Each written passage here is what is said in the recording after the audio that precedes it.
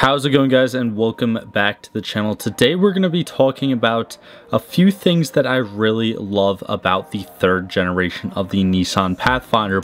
But before we get into today's video, definitely be sure to leave a like, comment, and subscribe down below if you are new. And if you are subscribed to the channel, definitely be sure to click that little bell icon down below to actually get notified every single time that I do post a new video. It really does help me out a lot as a smaller YouTuber. But without wasting any more time, getting right into today's video, we're going to be looking at actually my own family's 2011 Nissan Pathfinder Silver Edition. Now, if you've been subscribed to my channel for a while now, you would know that actually the review that I did on this Pathfinder was one of pretty much like the first videos that I ever filmed, and it's very cringy to go back and watch that review just because of how poorly I filmed it and just how bad quality the video just overall like came out. And so today is not going to be like a full-on review. I'm not going to go through like the specs and everything. However, we're just going to go through a few points that I think really does separate this Pathfinder compared to other comparable like SUVs out there on the used car market.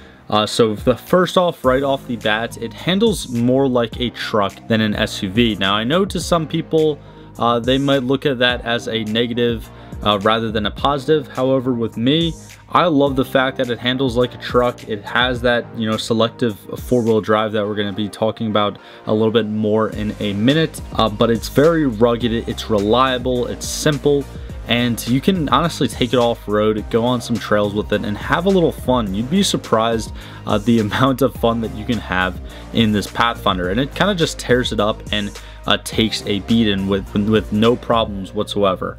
Knock on wood, but my family hasn't had any major mechanical issues since we've owned this Pathfinder, and we've pretty much been the second owner of it. I think we got it back in 2014 with like 20,000 miles on it or something, and now it's got like 80-something thousand miles or 90-something thousand miles. So we've definitely put a decent amount on there. It's not really up there by any means, but it's been really reliable for us, and we're the type of people that kind of maintain our vehicles. I know some people out there just don't really care about maintenance as much as they should.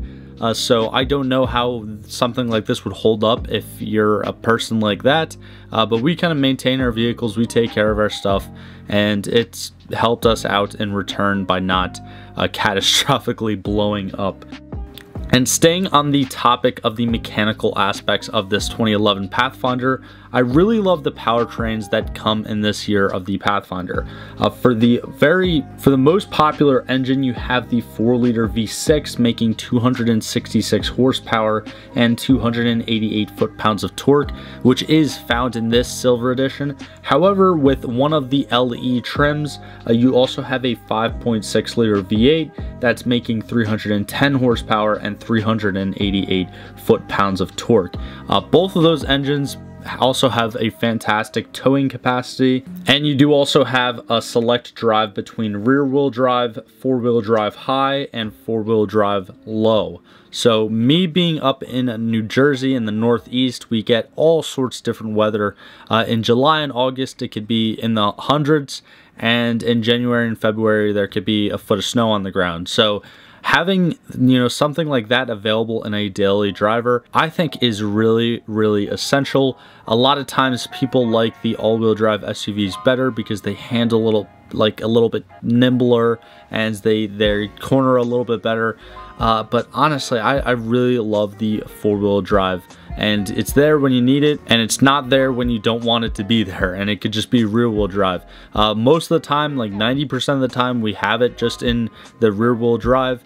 But for those winter days after a nor'easter where, you know, not everything has been paved all the way and we have to get someplace, honestly, it's really good to have that 4-wheel drive option. Now, moving on from like the basic mechanics of this Pathfinder and talking about the design, in my eyes, it's honestly a really good design. I understand, however, how some people could kind of hate on the design and say that it's a little bit ugly looking. I get it. I completely understand that. However, in my eyes, it's kind of like a Nissan Wrangler almost. I know some people might cringe if I make that comparison, but it's very boxy. It's very simple. It gets the job done. It's kind of like all business and no like real finesse or swag about it. Like, there's nothing really crazy going on in the design. Honestly, in today in 2022, I'd have to say that the 3rd gen Pathfinders kind of stood the test of time almost. I know it's not that old. However, the 3rd gen Pathfinder came out in the 2000s, and when you see one going down the road, I don't think that the majority of people think that this SUV is ugly, if that makes any sense. I think that it's kind of garnished a good reputation for itself, and at least for me, again, I'm probably biased, but at least for me, whenever I hear about a Nissan Pathfinder, I always think about this generation and this body style.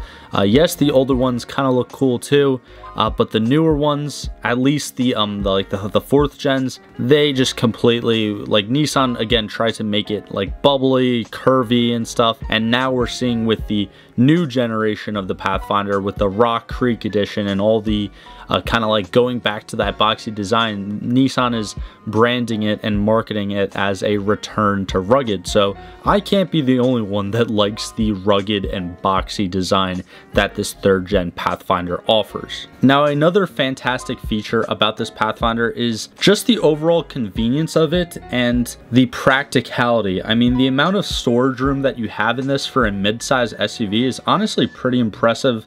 I know, again, for other like more modern SUVs, that manufacturers have found a way to develop these SUVs, not make them as big and still have even more storage space.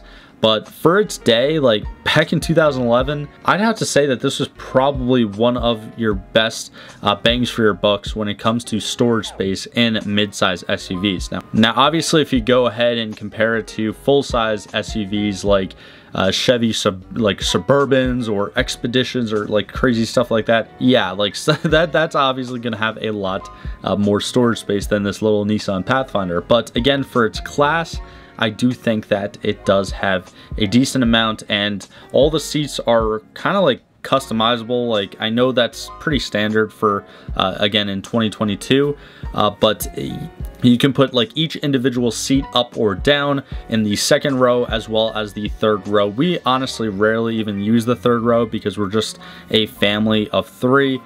So we kind of just have like one seat in the 2nd row up and then the rest all down. But again, that's the beauty of it. You can kind of configure it as your own. But I can only speak for our experiences, and I have to say that we really love how we can like just switch everything out on the fly. Now, some of the cons that I'm going to get into too is that it doesn't really get the best gas mileage, again, especially when compared to some of those like more modern SUVs. And again, I know I said this before, but it's not as nimble and as easy to drive as some of the more modern crossovers or smaller SUVs. Because honestly, a lot of manufacturers nowadays are making SUVs, they're making them all-wheel drive and they're making them super small and light. It's almost like they're cars. So that's kind of where the crossover genre originally came from.